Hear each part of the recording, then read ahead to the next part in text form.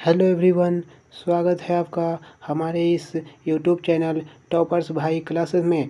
Students, आज से हम लोगों के नए सफ़र की शुरुआत हो रही है, जहां मैं आपको गोधुली बाग 2 के हर चैप्टर का सीक्वेंस से ऑब्जेक्टिव उपलब्ध कराऊंगा। स्टूडेंट्स, इसी कड़ी का आज पहला दिन है, जहां हम लोग डॉक्टर भीमराव अंबेडकर द्वारा रचित श्रम विभाजन और जाति प्रथा, जो कि एक भाषण है, उसके ऑब्जेक्टिव को देखेंगे और समझने की कोशिश करेंगे।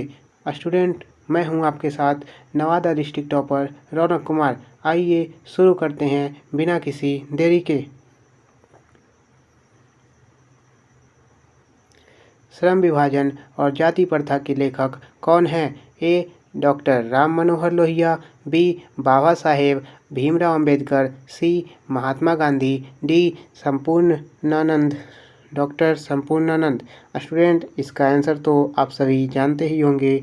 इसका सही आंसर है डॉक्टर भीमराव अंबेडकर, बाबा साहेब भीमराव अंबेडकर।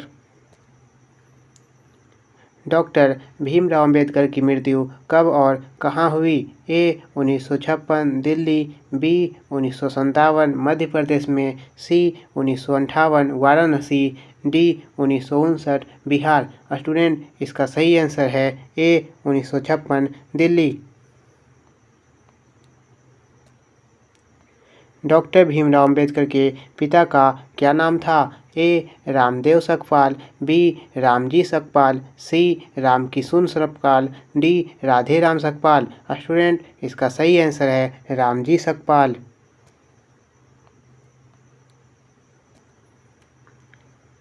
डॉक्टर भीमराव अंबेडकर का जन्म कब हुआ? ए. 14 अप्रैल 1988, बी. 14 अप्रैल 1989, सी. 14 अप्रैल 1890, डी. 14 अप्रैल 1891। स्टूडेंट, इसमें सभी डेट एक ही है, सेम है, और यहाँ पर ईयर में परिवर्तन किया गया है। तो स्टूडेंट, ईयर को आप आसानी से याद कर सकते हैं। और आपकी जानकारी के लिए मैं ये बता दूं कि बिहार बोर्ड आज तक डेट के बारे में नहीं पूछा है। आज तक बिहार बोर्ड में जब भी सवाल आए हैं तो वो सिर्फ ईयर को लेकर आए हैं। तो इसका सही आंसर है डी। भारतीय संविधान के निर्माण में महत्वपूर्ण भूमिका किनकी है? A. Bhimrao Ambedkar, B. Jyotiba Phule, C. Rajagopalachari, D. Mahatma Gandhi. Student, इसका सही आंसर है डॉक्टर भीमराव अंबेडकर, जिन्होंने भारतीय संविधान सभा का नेतृत्व किया था। अंबेडकर चिंतन और रचनात्मकता के लिए प्रेरक व्यक्ति कौन थे? ए. बुद्ध, बी. कबीर, सी. ज्योतिबा फूले, या डी. इनमें से सभी।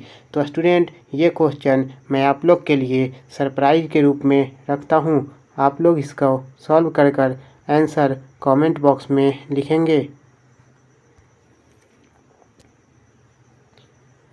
श्रम विभाजन और जाति प्रथा क्या है? ए. कहानी, बी. भाषण, सी. निबंध, डी. साक्षात्कार। स्टूडेंट, इसका सही आंसर है भाषण। स्टूडेंट, कई लोग इसका सही आंसर निबंध मानते हैं, परंतु इसे भाषण सही आंसर है।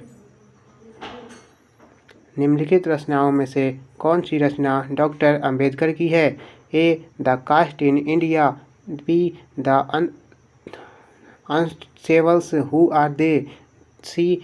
Who are Shudras, D. इनमें से सभी। इसका सही आंसर है इनमें से सभी।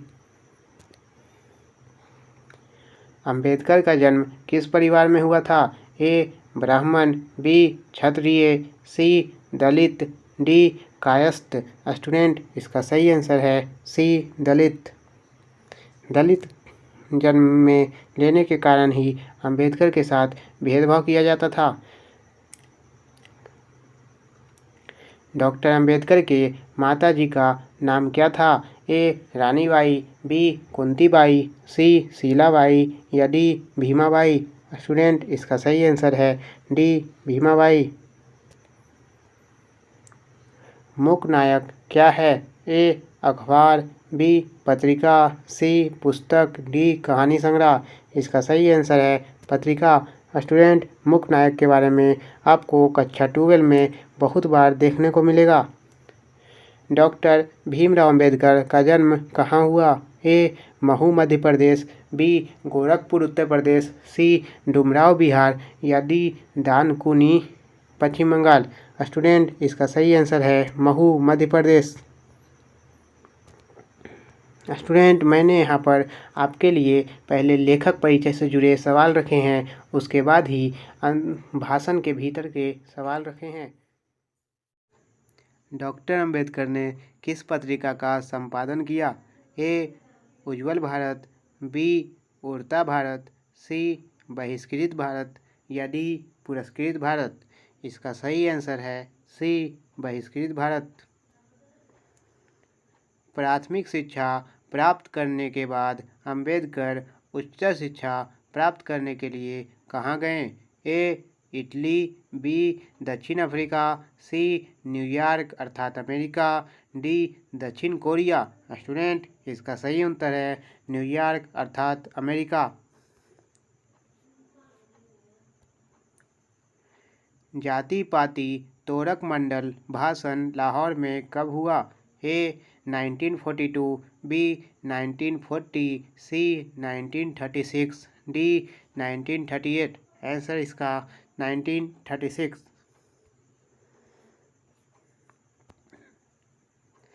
डॉक्टर अंबेडकर ने पीएचडी की उपाधि कब धारण की?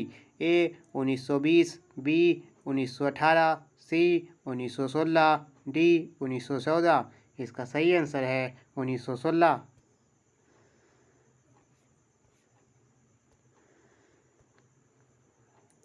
भारतीय संविधान के निर्माता के रूप में हम किन्हें जानते हैं? ए. महात्मा गांधी, बी. भीमराव अंबेडकर, सी. पंडित जवाहरलाल नेहरू, डी. सुभाष चंद्र बोस। स्टूडेंट, आप जानते हैं कि महात्मा गांधी और पंडित जवाहरलाल नेहरू, सुभाष चंद्र बोस ये सब स्वतंत्रता सेनानी थे।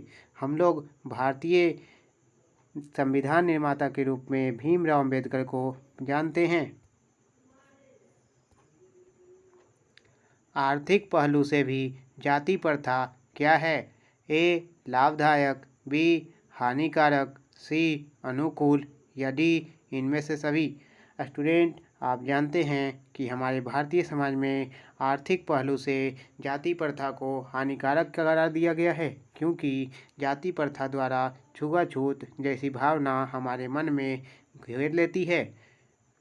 The caste in India their mechanism किनकी रचना है? A. Bhimrao Ambedkar, B. Ram Manohar Lohia, C. Mahatma Gandhi, D. Sukhdev. तो स्टूडेंट, इसका सही आंसर है भीमराव अंबेडकर। लेखक की दृष्टि में आदर्श समाज कैसा होना चाहिए? ए. जिसमें स्वतंत्रता, समता और भ्रातृत्व का अभाव हो, बी. जिसमें सभी धनी हो, सी. जिसमें सभी पढ़े लिखे हो, डी. जिसमें सभी स्वस्थ हों। स्टूडेंट, ये सवाल एक कॉमन सेंस का सवाल है, जिसे आप आसानी से जिसमें सभी स्वतंत्रता, समता और भ्रातृत्व का भाव हो आंसर मार सकते हैं। लेखक की दृष्टि में विडंबना की बात क्या है? ए. जातिवाद के पोषकों की कमी नहीं है, बी. जातिवाद के पोषक नगण्य हैं, सी. आर्थिक दृष्टि से जातिवाद उचित है, डी. जातिवाद लोकतंत्र का विरुद्ध नहीं है। तो स्टूडेंट, इसका सही उत्तर है कि जातिवाद के पोषकों की कमी नहीं है। इन्हीं पोषकों के कारण भारत लगातार टूटता रहा है। लेखक को इस युग में कहाँ पर विडंबना दिखाई दिया? ए. जातिवाद में, बी. नारीवाद में, सी. निर्विवाद में, डी. परिवारवाद में। तो स्टूडेंट, इसका सही उत्तर है जातिवाद में, क्योंकि दलित समाज से बिलोंग करने के कारण अंबेडकर जातिवाद के चक्रव्यूह में कई बार फंसे थे। अंबेडकर के भाषण एनहिलिशन ऑफ कास्ट को किसने हिंदी में रूपांतर किया? ए. ललई सिंह यादव, बी. किशोरी लाल, सी. मोहन वाजपेयी या डी. इनमें से कोई नहीं। तो इसका सही उत्तर है ललई सिंह यादव। श्रम विभाजन और जाति प्रथा पाठ बाबा साहेब के किस भाषण का संपादित अंश है?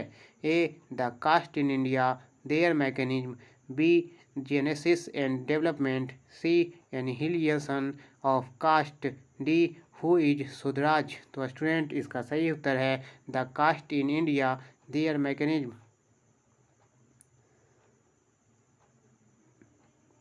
माफ कीजिएगा स्टूडेंट, इसका सही उत्तर है एनहिलिशन ऑफ कास्ट।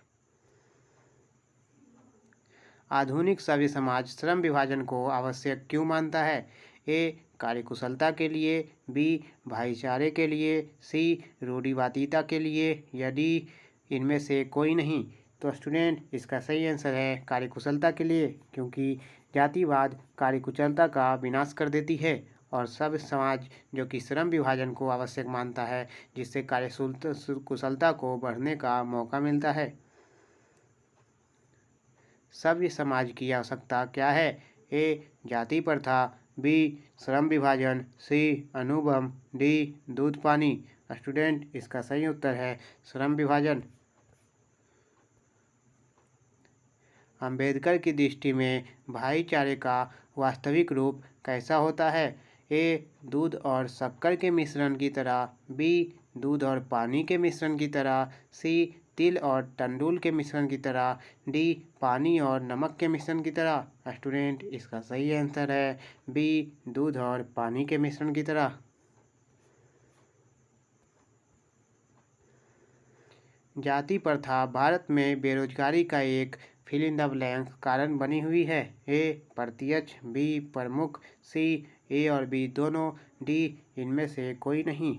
स्टूडेंट इसका सही आंसर है ए और बी दोनों। स्टूडेंट यदि आपको हमारा ये वीडियो पसंद आया हो तो कृपया इसे लाइक करें और हमारे चैनल को सब्सक्राइब करना ना भूलें।